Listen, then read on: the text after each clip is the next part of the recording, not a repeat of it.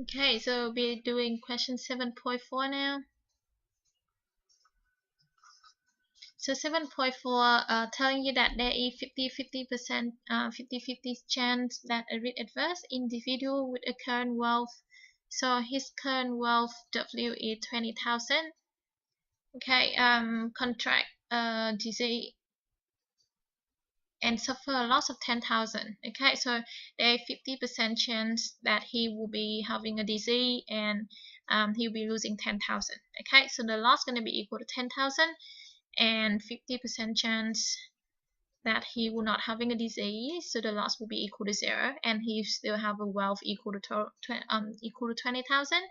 So part A, calculate the cost of the fair insurance in this situation and use a utility of wealth graph to show that individual would prefer fair insurance against the loss to accepting the gamble uninsured. Okay, so basically we try to show on the graph that by taking the an insurance, the fair insurance, he will be better off compared to the case where he has to face the gamble uninsured. Okay, so fair insurance market. So if you remember, in the fair insurance market, the insurance company is not going to be making any profit. So the risk premium,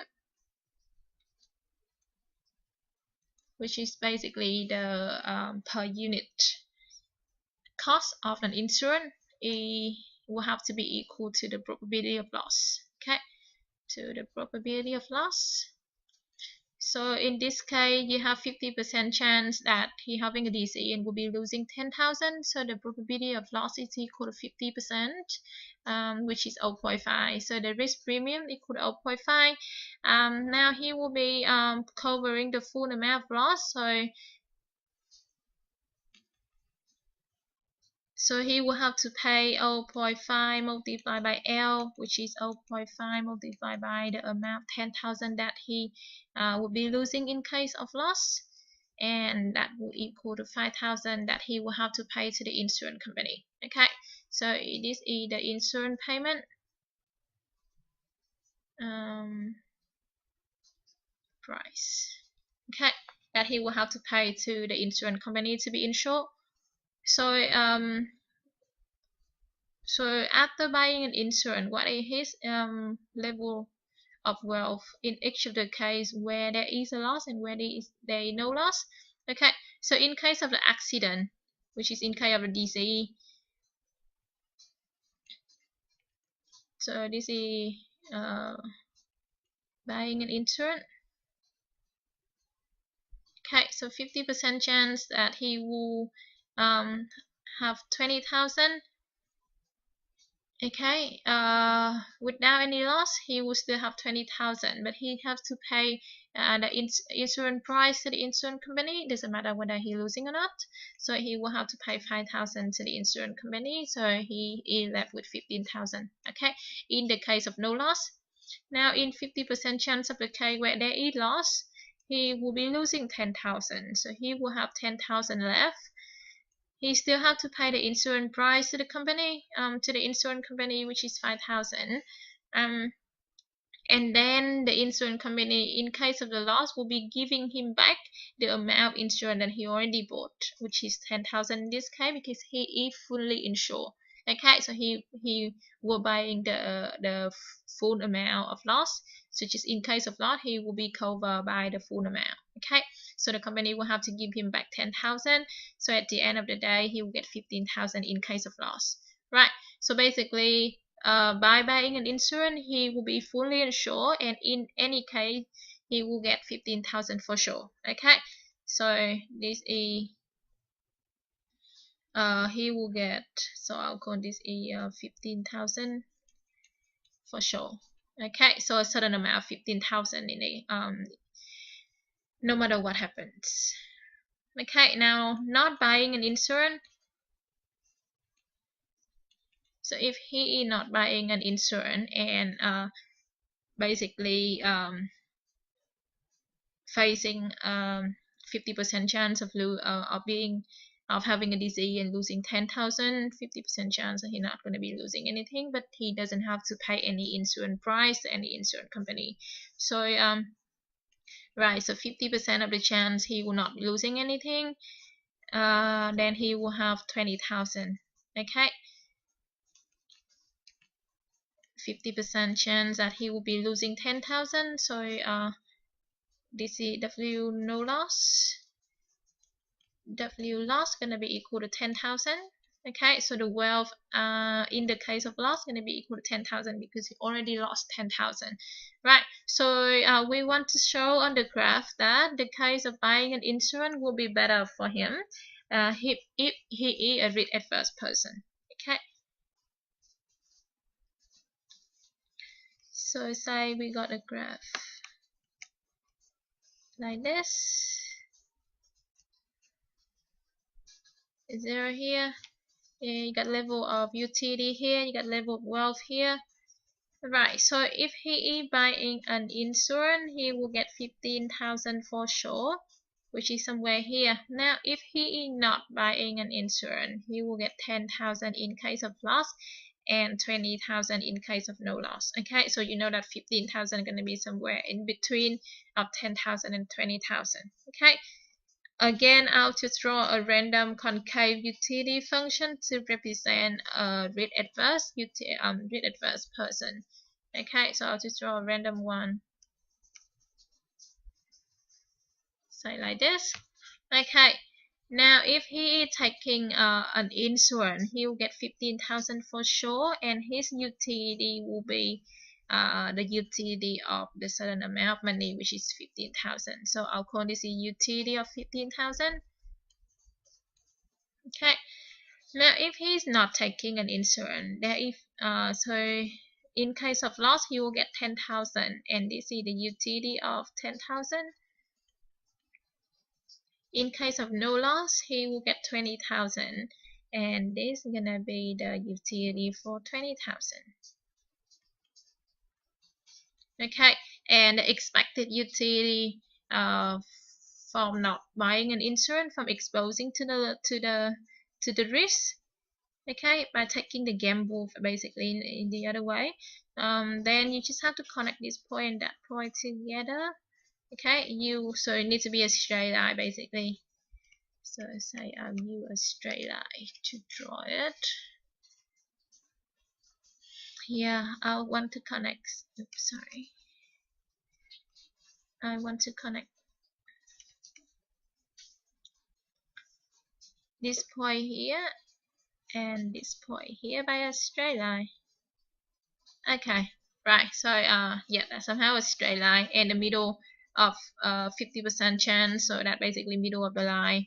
So you know that somewhere here on the same vertical line reach 15,000, because 15,000 is the middle of 10,000, 20,000. Okay, so it's somewhere here, and that's your expected utility by taking the gamble by not buying an insurance. Okay, so I'll call this one the expected utility. Right, so as you can see, the utility of 15,000, so you get 15,000 for sure by under buying an insurance is better than the expected utility by taking the gamble. Okay, so basically buying an insurance, you get utility of 15,000K or 15,000 for sure, and not buying an insurance,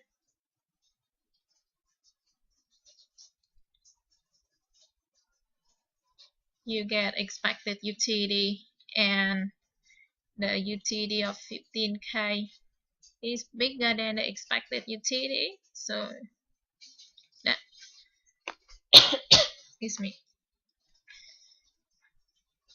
So that basically means buying an insurance is preferable. Okay, it's better off for the consumer.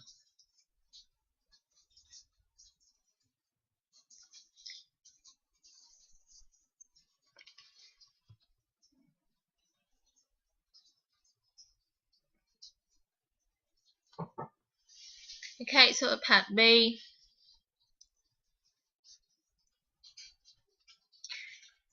Suppose that there are two types of insurance policy were available.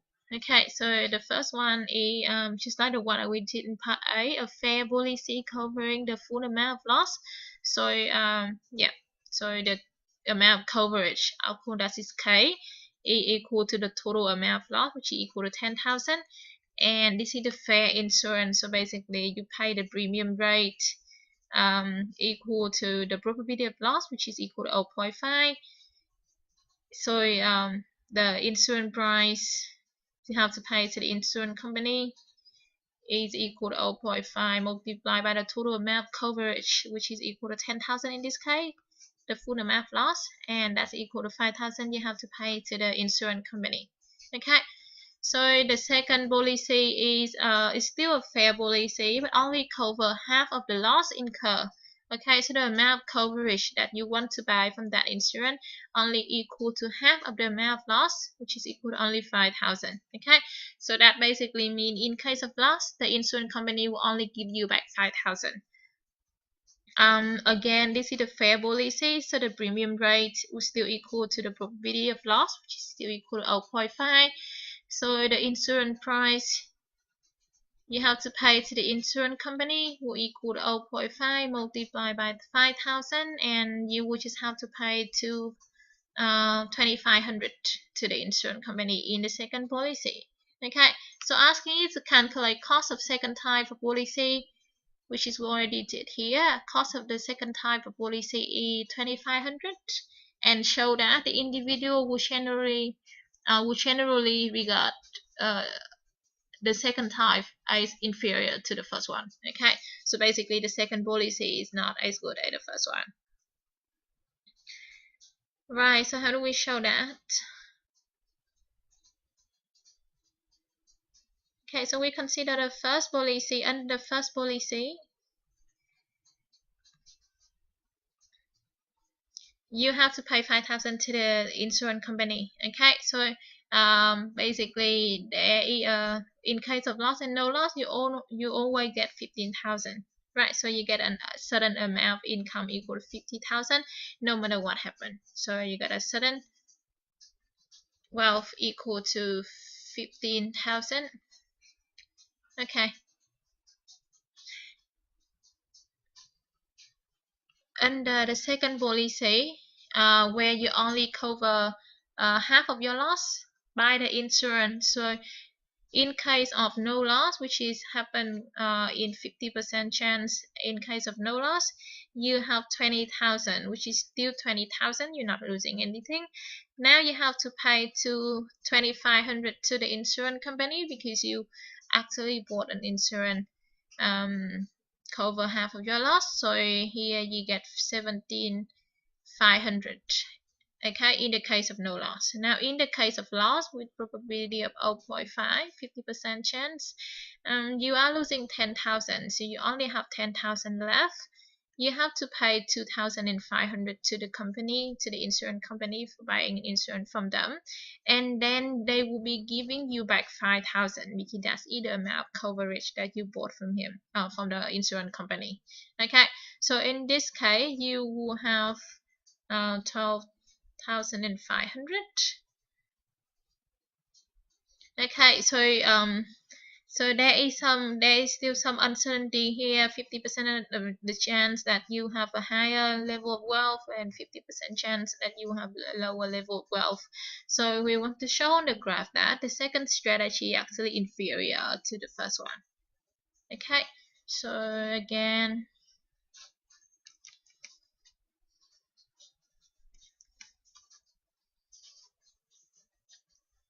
here you got a utility, here you got a level of wealth, here 0 here.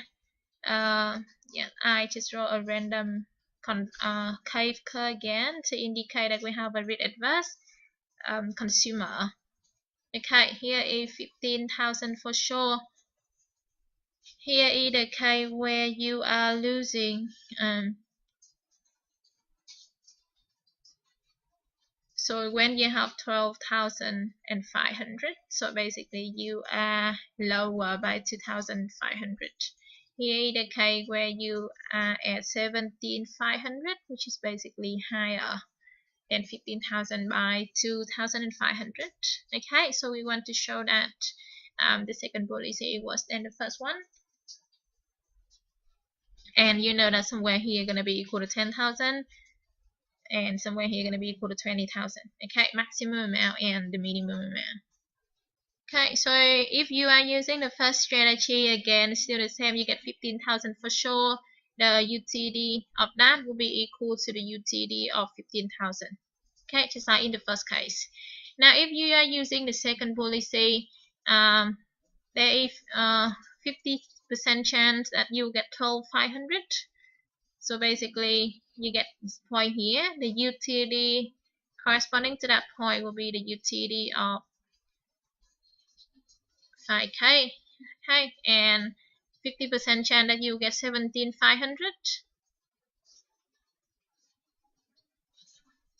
So you will get the UTD corresponding to that point. So I'll call this one the UTD of 7.5K. I shouldn't be using K here because it will be confused with the amount of coverage. Okay, so instead of using K here, how about just write out the exact amount? Yes, so it won't be confused with the amount of coverage. Okay.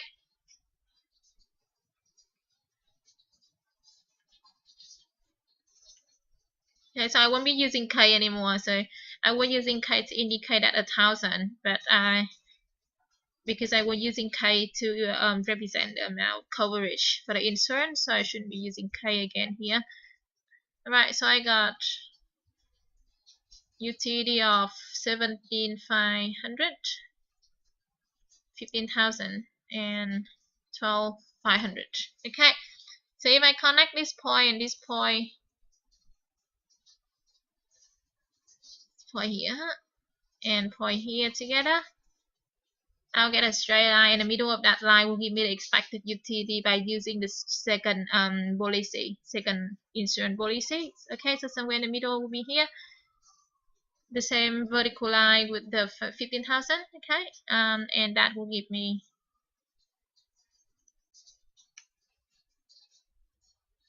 so this will give me the expected UTD by using the second option, the second policy option. So as you can see, if using the first policy, you get 15,000 for sure, and you get a UTD of 15,000.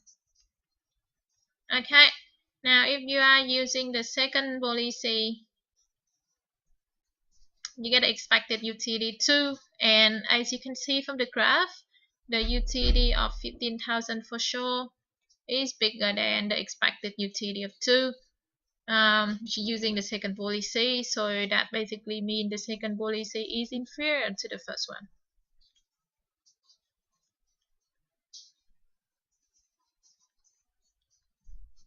Okay, so the conclusion here basically means if the insurance market is fair, so if you have a fair insurance market, the optimal choice is to buy the full amount of loss. Okay, to be fully insured.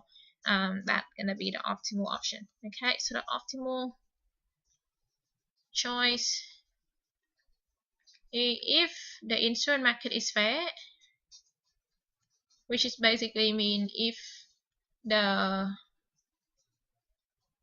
insurance market is fair, so basically the probability of loss, so the premium rate is equal to the probability of loss, then the optimal choice is to be fully insured.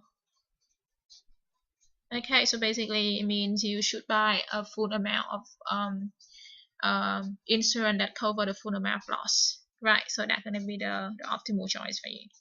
Okay, so that's done.